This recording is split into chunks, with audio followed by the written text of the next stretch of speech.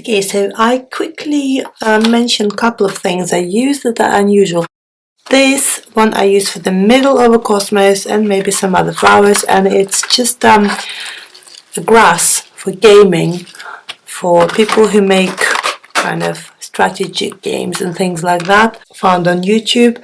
Now this is dusky pink, and these are the colors I'm going to pick and mix for actually working with my cold porcelain. So here you go. Pause it if you need to. And what else that's unusual? Oh yeah. If you're dusting your middle, which is perfectly fine, this is what you'd use. That's edible dust. This company produces amazing dusts, an amazing variety. And the white tops are edible and the black tops are decorative only. So there goes.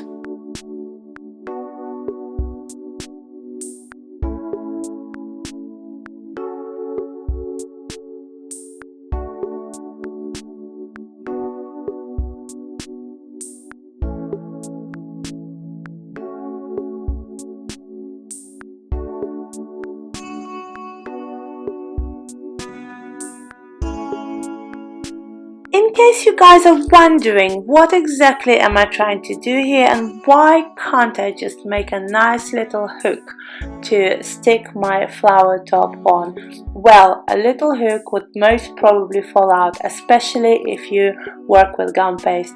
This little construction is called umbrella center, I believe, and it's just the safest and nicest way to hold this kind of a flower. And it's important that this wire that runs down from the little umbrella runs as perpendicular as possible, because that makes for nice and straight sitting flowers.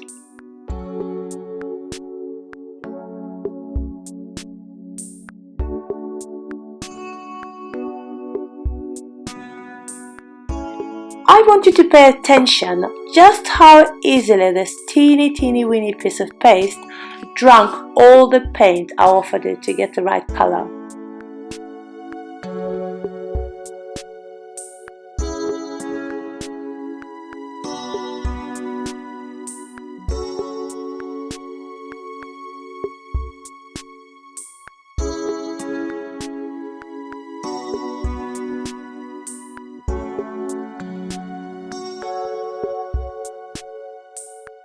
If you watch my videos regularly, you probably seen me squeeze half the tube out straight off onto the foil if I don't use the toothpicks. Well, I really recommend you do, it will save you loads of paint and grace. So this fake grass, it's no faker than the thread we normally use to make center of this particular flowers. I just wanted to try it, to experiment and see if I like it. I kind of like it. I don't think it's revolutionary and amazing, but you could argue that it gives it that little bit of individual touch. So yeah, you could give it a go. It costs about £2 to buy it from eBay. Obviously you might think, why should I bother? Now can you see this on this kind of a white background for it? I don't like it. I've decided to cut it down, and on the inside actually it turned out to be a good idea. This little head, keep it flat. See, I'm pinching off the excess. Keep it as flat as possible. When you come to assemble your flower, you will realize that it was a good idea for the whole aesthetics of the flower. It's amazing how much you can forget about making a very simple flower if you haven't made it in a while. Now here I would have so wished to have used the little toothpick. This color just was so much, way too much for a little light shade I was looking for, unlike the purple one in the beginning of the video. So I've ended up adding more and more paste, which would probably go waste unless I use it for some other flower. So bear that in mind. Different colors work differently with cold porcelain, as probably it does with gum paste as well.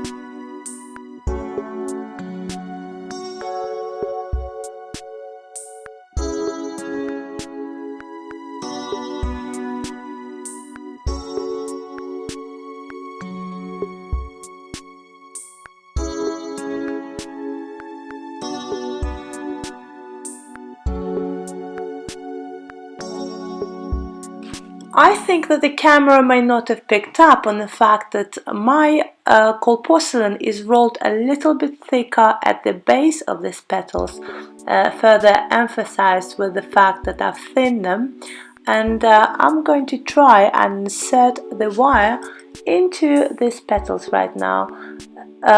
I have to say they're rolled out, the base is rolled out a bit too thin, so they might just show through. I'm really pushing the boat here. I'm really trying my luck, but hopefully it would work. It's actually a lot easier to wire cold porcelain than it is with gum paste, because it tends to grab onto the wire a little bit better. But if you see the wire, you've been warned.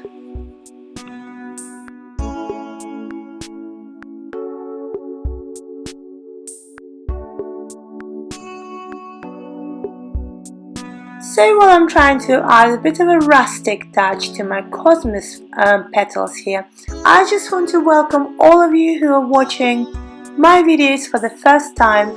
If you love flowers, if you like making them out of gum paste or cold porcelain, do subscribe.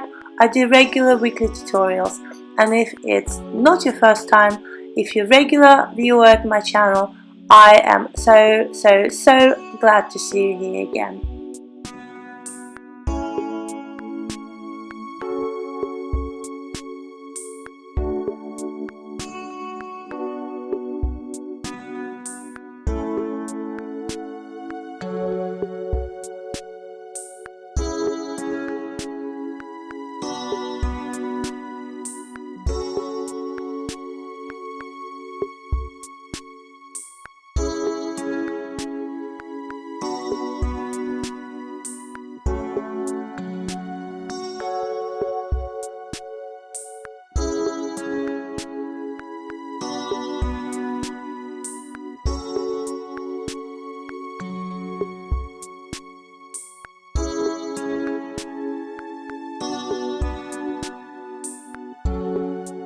Here with this tired petals, I'm trying to give my Cosmos flower a slightly rustic contemporary look, as I mentioned, but I will show you another one I made, a blue Cosmos, just to give you a different ideas of what could be done with it.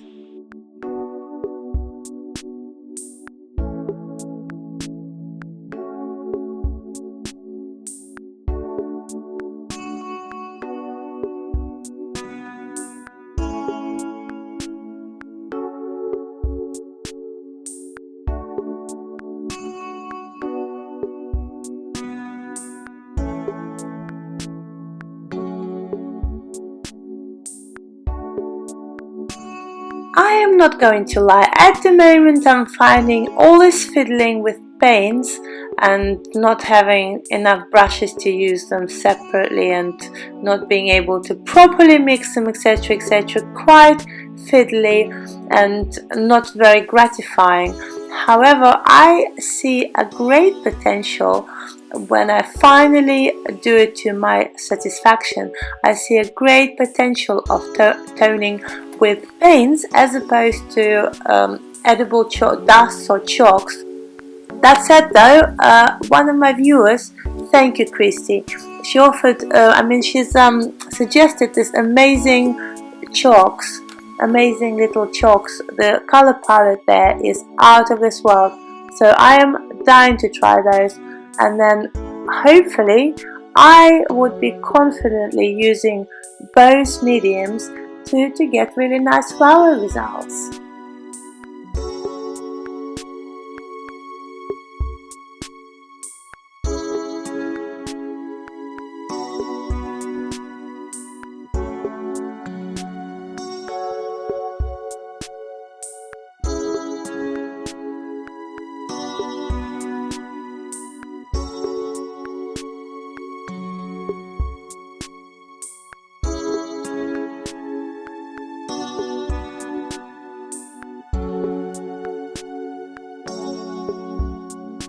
hopefully I was able to demonstrate well some differences in toning the petals.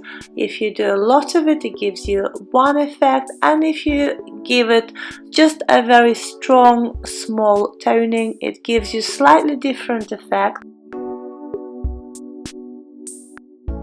And hopefully also you could see now why having the middle of your cosmos flat, sitting over those petals flat, looks nicer than if it was slightly more round. It just kind of looks more natural, I guess.